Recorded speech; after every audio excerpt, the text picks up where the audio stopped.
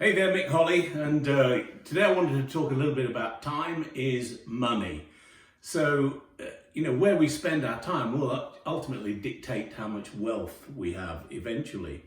And I'm speaking to business owners, and you can choose where you spend your time. And take a look at this list of from the US Census Bureau of average wages. This is the average hourly wage. And you can see that surgeons are right at the top, earning more than $100 per hour.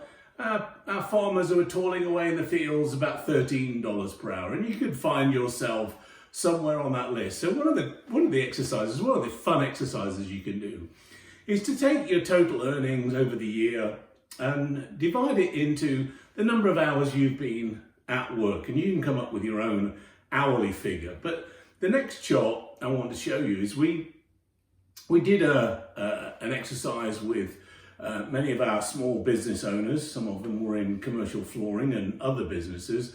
And we actually looked at the distribution of where they actually spent their time. And as you can see from this graph, what we've listed from those activities is at the bottom level is the lowest value adding activity, and at the highest level is the highest value added activity. So right at the top, we've got articulating our value proposition and creating a culture.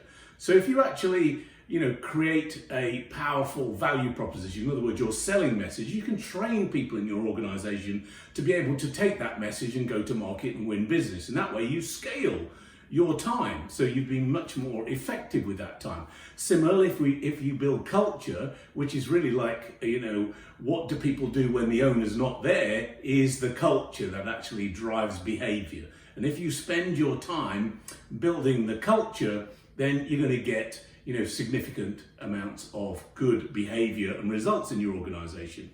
Now, at the bottom of the pyramid, we've actually got firefighting activities. That's where we get drawn into the fray. It's very individual. You're not scaled as an owner, and you're fighting common problems and symptoms rather than getting down to root cause. It's the lowest value add.